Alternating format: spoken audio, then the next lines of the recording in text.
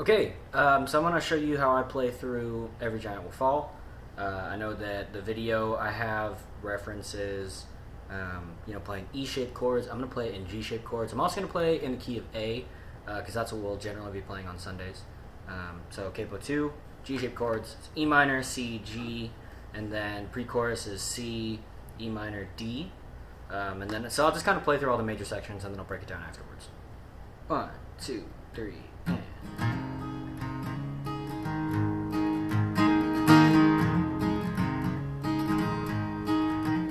I can see the promised land, though there's pain within the plan. There's victory in the end. Love is my battle cry. When my fears like Jericho build their walls around my soul. When my heart is overthrown, my battle cry, the anthem for all my life. Every giant will fall, the mountains will move, every chain of the past be broken into over fear, over lies. We're singing the truth, nothing is impossible.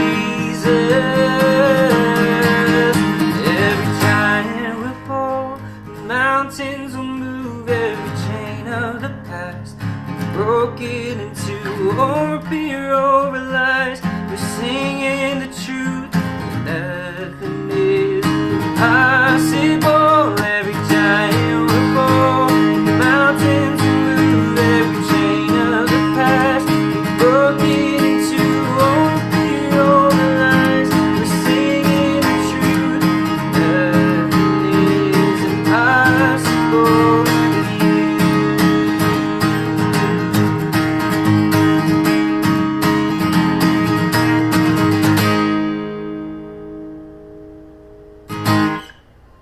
Okay, so that's the breakthrough, the run through. I didn't do it perfectly. Basically, the main thing is kind of where you hit the strings in the song. There's a lot of dynamics. I'm used to playing this as a pretty acoustic song. We played it at Church at the Center a lot. And so there's this key idea, this key melody, right? So you'll hear it in the track, the reference track, if he's playing in the key of, in his E-shaped chords, you get that.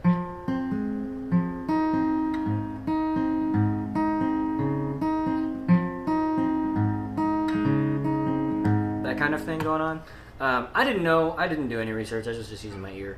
So basically, here's how I play it. So it's the E minor. It's that hammer on there. So it's low, high, and then rolling from the B to the C, and then again the high, and then G with the hammer on the G string on the what is essentially the second fret. Yeah, essentially the second fret. And then again, the second time I do basically, except I don't have that kind of technique to really nail it perfectly every time. I don't think it needs to be nailed perfectly every time. It's super clean and awesome if you do, but not a huge deal. So altogether, that's...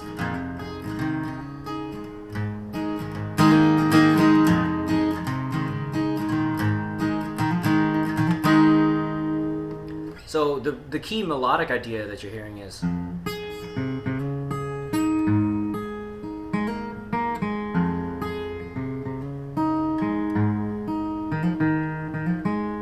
just with lots of strumming. So again, full speed, 1, 2, 3, and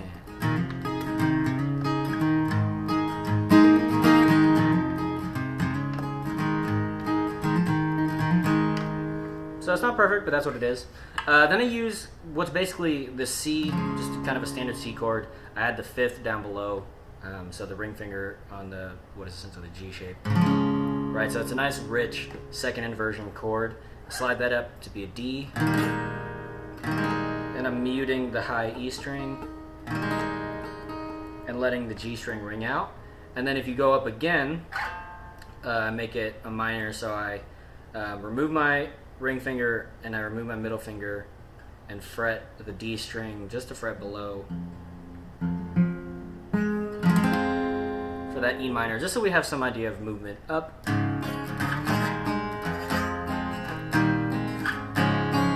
So that's the main idea there. Then in the chorus, especially for the low choruses, I want to keep that energy. I want to keep that kind of shaker, keep that going. So when we get to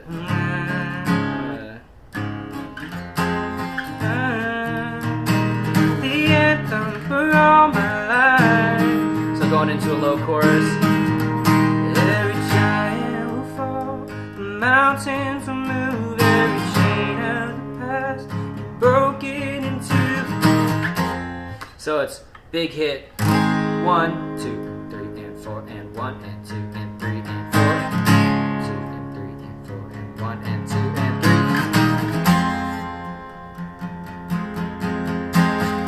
Nothing is impossible with you.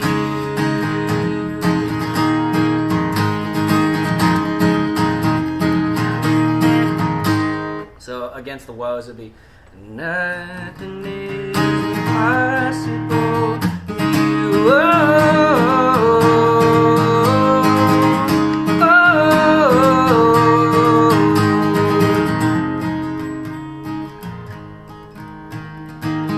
And the same thing for the bridges as you're building the bridges. No greater name, no higher name, no stronger name than Jesus. And it's not essential that you play those chords. I like the voicing of it, but it works totally fine if you just use more standard position chords. Greater name, no higher name, no stronger name than Jesus. One thing to note is whenever I play in the key of G, I like having as many notes carry over as possible. It keeps things sounding open, it keeps things sounding continuous. So I will pretty much exclusively plant my pinky and my ring finger on the 3rd fret, or what is the equivalent of the 3rd fret.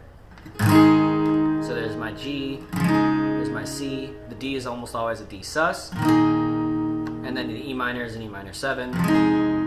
So I've always got that high G and D, well really G, D, G ringing out in the treble strings. I think that's really important. So then even like when I switch to the A minor in the 2nd bridge, I keep my pinky planted on that G, so we still have that idea of moving up.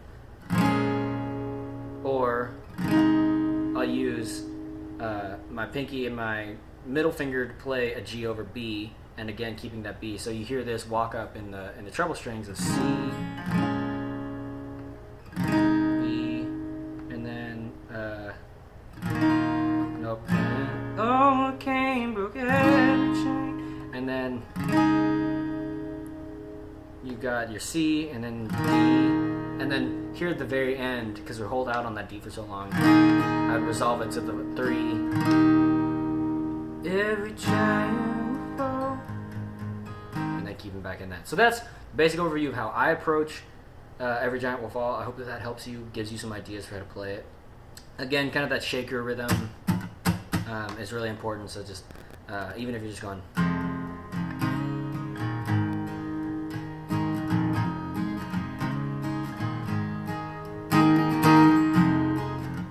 So it'd be like a check it, check it, check it, check it, check it, check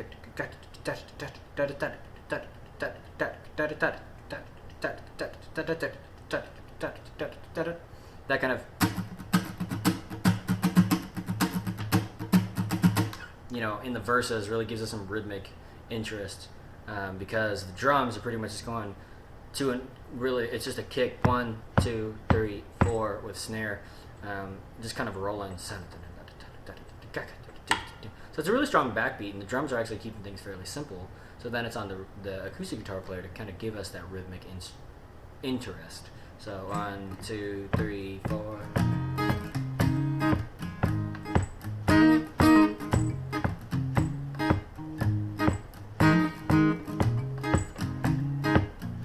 And then in the chorus, when the drums start breaking out, they do more things. Then you kind of pull back to more simple, just straight. Mountains are moving, the past.